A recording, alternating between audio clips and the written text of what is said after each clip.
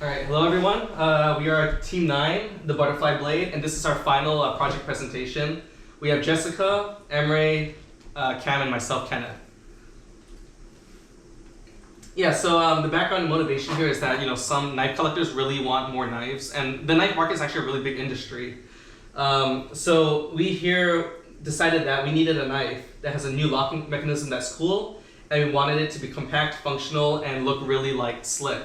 And on the top you can see that's an example of an existing knife. It's okay, it's our inspiration, but we can do better than that.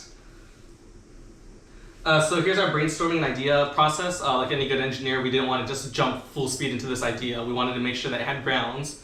So we actually started with wanting to print fingers for a robotic hand, but we decided that that's too simple. Fingers are just a simple part. There's no interaction, so we thought that was kind of boring. So we moved on to a robot that lights candles. But again, there's not that much interaction between the parts. It's pretty much just one joint at the end of each link. And then here we can see that one of our friends has a really grainy camera, and we were gonna make a stand for it, but we figured that by the time we finished it, he'd get a new phone, so there's no point. So that brings us to our chosen idea, which is the Butterfly Blade. Okay, as you can see, this is our really lovely logo. It features both a butterfly and a blade, which matches perfectly to our team name and project idea, the Butterfly Blade. So as you can see, this is a really bright colored, happy looking butterfly. We got some nice bright yellows, pinks, purples, very nice, fun and girly. And then there's that knife to the side. That obviously contrasts the super fun, happy image, which will intrigue potential customers. So that's definitely gonna open up the market for us. So before we wanted to, we already know that this is a good idea, but we wanted to make sure that we had a good layout of what the market was that we were going to jump into. So as sort of we stated with the inspiration, there's a lot of these Balisong butterfly knife toys that are sold as essentially a decoration or a simple toy, but the common through line is that the mechanism is always the same. So no matter what, if you're getting a Counter-Strike knife, you're getting a Valorant knife, you're getting a butter knife for your bread or whatever, it's always going to work the same way. It's just a standard butterfly knife. No matter what you get, even if you pay $200 for it, it's going to be the same as just $8 one on Amazon. But what we saw for ours is that we can have a completely new mechanism. And that's a really new area in the market. So people who are already looking for a butterfly knife, they want something that is fun to play with, something that looks cool, and maybe even a status symbol in certain circles.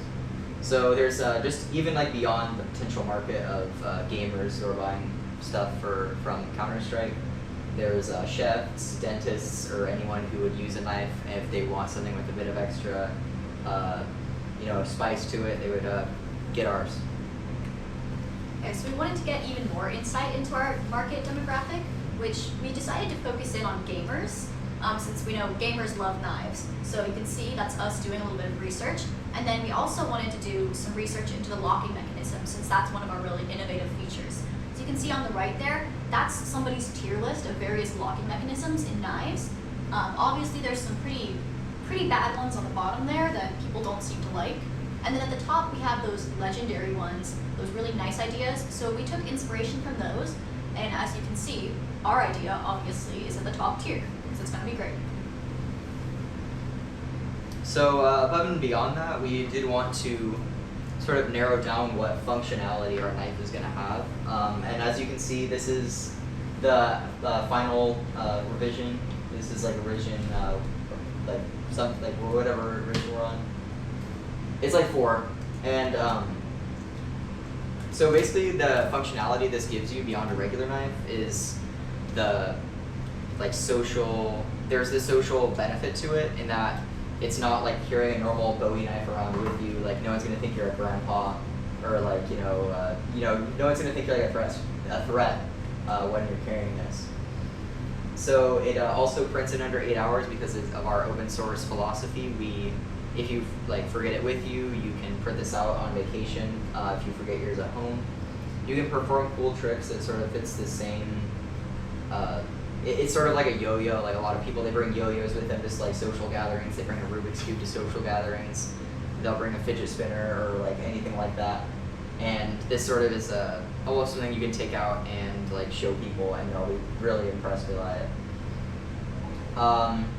There is a one-way gate mechanism to it, so you'll be able to see this up close later. So you can spin it around one way, and it will spin indefinitely, and you can spin it the other way, and it'll lock open and stay stuck open, sort of like this. And stay stuck open like this. And there's also, we'll go do it later because it takes a little, we'll do it later. And you can flip it around, and there's an actual sliding up and down mechanism where you can invert the blade and it can store completely safely. And this is different from our one-way gate, which we always had. This sliding mechanism we added in our last revision. And as well, it just takes advantage of some 3D printed uniqueness of 3D printing in the blade part itself and a few other parts. So as far as creativity, complexity, and difficulty, we think this is probably a very, very creative product, maybe one of the most creative ones, because of the original one-way locking mechanism. This is not like a new take on something that's already been done. We're not doing something better. The actual mechanism itself, like no one has ever seen it before. So it takes an original Balisong knife, which like we're comparing it to Balisong knives, like just because some people at first glance will think it's that, but it's like completely different. Complexity, it combines both the sliding and spinning mechanisms. Mechanically, this is like, it's very complex. So, we had to balance go over in CAD and make sure that there was going to be no sort of interferences, and see that the sliding mechanism and the spinning mechanism was going to work. The difficulty is also related to the complexity, because this is not just something that you stick on your, not that there's anything wrong with it, but this is not something that you like just stick on a nightstand, stick on something that people are going to look at when they walk in your house. This is something meant for everyday use. This is something that is meant to be robust mechanically, and getting it to actually do that and not just look good was difficult as well. Okay, so for our version progressions from our different iterations, obviously we started off with that image on the left where you can see it's not a very sharp blade, it's held together by a little bit of tape, it's very much a first draft of our final product. So obviously from that we wanted to improve, add some more robustness to the design. We added in some better tolerance bolts, we added in that special one-way gate mechanism in our next iteration, some better ergonomics so you could hold it nicely. A much sharper blade, because originally we had a blunt serrated edge, and we added in this really nice dragon design on the blade for the aesthetics. That was our second iteration. So then to our next iteration, we added in that sliding mechanism, so that way you can have the blade sliding outwards. That's a really cool feature. We also added in some improved tolerances and general robustness to the design. As you can see, there's also this really nice Slim Jim attachment for modular food deployment, essentially. You'll hear more about that later. Yeah, so moving on to kind of like some insight into the design, specifically the topology optimization.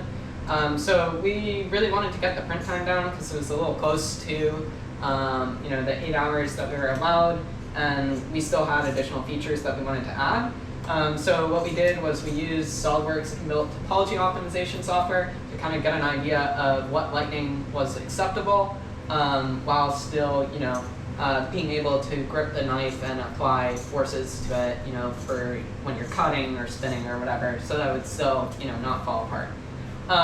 And so, unfortunately, SolidWorks doesn't have an easy way to convert that optimized structure and kind of smooth it out into an end product. So we kind of had to take inspiration from the optimization they made and make the more refined versions ourselves and then test that. So that's kind of what you can see in this progression sequence. Okay, so moving on to the printing result. So the dragon design came out very well. That was kind of like more of a second iteration thing, so we didn't really make too many changes for our third iteration. Mass saving was successful as well. We were able to reduce it by about an hour, which we could then use for the additional modular attachments like this Slim Jim deployment mechanism. And then the tiny parts, so we tuned a lot of the tinier parts and hole sizes so that the mechanism fit together much well and it was much easier to slide the locking mechanism, spin, etc. So that turned out really well. And then finally for the meat attachment, that one, yeah, it's like really smooth movement. I mean, you can kind of see like, okay, well, it has a lock at the end, but once you unlock it, whatever. Yeah, I'll it's show you. Yeah, so pretty smoothly. basically we have it where it's form fit, where at the bottom it's like well retained. And if you extend it slightly, see, easy deployment, very smooth, and you can just like retract like vertically. When it's like in the vertical position, you just let go, it goes back to its original position. So really smooth. Yeah. Yeah. And so moving on to precision analysis, and here I'll show the one way like gate locking mechanism kind of in use. So that's kind of clear how it works, that you keep hearing about. And then so some rebound on the lock is occurring, which I will show again. It's kind of shown here. But it's kind of hard to see. But pretty much when it's secured in the bottom position, there's a little bit of slop towards the top, so the blade doesn't fall out. But you know, it's not completely secured, so we need to add something to stop that. Reduce spacing in one-way gate mechanism. So yeah, there was a bit of compliance when we were spinning it before. We've reduced that, not completely eliminated, but we have reduced that by a bit. And then again, the meat you kind of saw before, but you know. We have you know some screws and stuff to keep the meat in place so that even when you flip it, you know it's not falling out. And so now I'll just give a quick demo of the locking mechanism. So you can kind of see it's like in a C shape, and so that's so that at the top it's free to spin around like this, but then if you want to lock it, you know, and have it so that the knife, you know, can't fall out, you know, like that, it can't fall out. So what you want to do is you want to flip it down. So first you spin it up, so that it's in the top position. That way you can bring it down, kind of the C shape, and then you slide it in to lock it, and now it's secured. And then you can see it doesn't fall out. So. There's a little slack, you can tell, a little bit of slack, but it you know, it's fairly well secured. And then all you do is the opposite to take it back out. Oh, I did it too fast. There we go. And now you can spin it again. Hopefully that showed correctly. We'll do more spinning demos at the end, but yeah. Okay, so if we had more time to work on this, there are a couple of things that we'd like to improve in our design. So obviously we want to make our overall design a bit more robust, a bit steadier. And we'd also like to add in some more new capabilities. So as you can see, we've added in this modular Slim Jim attachment. There's other attachments and other ideas that we could add in as functionality. We'd like to improve the robustness of the locking mechanism in that sliding mechanism. So that way it's more safely stored. Like, you wouldn't want the blade just coming out sliding whenever you've got it stored somewhere. That's not good. And we're thinking of adding more modular food into those food attachments. Like, right now it's just a Slim Jim, which some people aren't gonna like. If vegans are out there, they'd probably want something else, like a banana. So that's a new idea that we could add in if we had some more time. And so demo time. So now we'll have our certified knife technician show how to safely spin the knife. Alright, so you probably already saw this last time and probably remember it, but as you can see when you spin it this way, you can spin it indefinitely. But when you do it the other way, look at that.